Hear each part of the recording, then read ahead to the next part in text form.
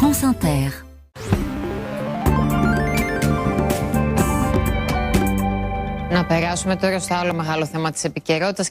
Nous sommes d'abord en Grèce où les séismes font toujours la une. Mais oui, ça fait près de 3 semaines que ça dure dans l'archipel des Cyclades où se trouve notamment l'île de Santorin. Le laboratoire de sismologie de l'université d'Athènes a enregistré entre le 26 janvier et le 9 février, rendez-vous compte, 14 000 tremblements de terre. La plupart de faible intensité, jusqu'à 5 tout de même sur l'échelle de Richter. Les écoles sont fermées au moins jusqu'à la fin de la semaine par précaution.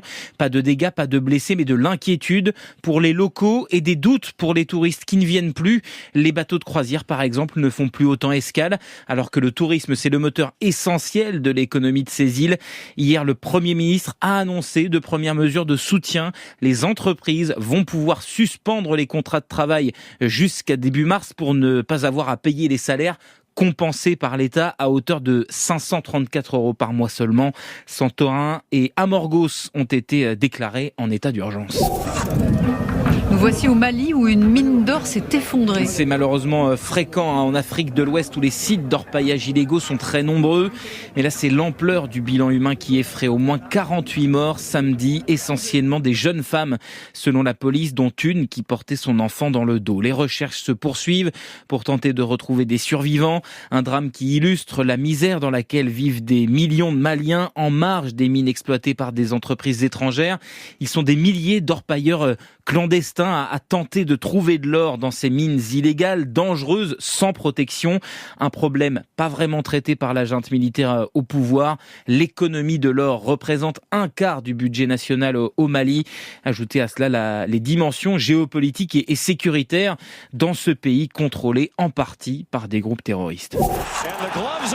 Enfin, nous sommes au Canada avec un face-à-face mouvementé. Ah oui, la guerre entre le Canada et les États-Unis a eu lieu aussi sur la glace ce week-end. Match de hockey samedi soir à Montréal, le premier en 9 ans entre les deux pays stars de la discipline. Et dans le contexte, une rencontre particulièrement tendue et même violente. Ça a commencé, vous l'entendez, par les huées d'une bonne partie des 21 000 supporters réunis au Centre Bell au moment de l'hymne américain. C'est devenu une habitude lors des matchs de hockey ou de basket dans les championnats nord-américains ces derniers jours, où s'affrontent des équipes américaines et canadiennes. C'est depuis l'élection de Donald Trump, bien sûr, qui parle du Canada comme du futur 51e État. Et puis ensuite, pendant le match, avalanche de coups de poing. Les bagarres, ça fait partie du hockey, mais là, elles se sont enchaînées. À savoir que quand deux joueurs se battent, le chronomètre est arrêté. Et bien là, dites-vous qu'il y a eu 3 affrontements en 9 secondes de jeu seulement. À peine les arbitres avaient séparé les combattants qu'ils devaient de nouveau stopper la rencontre.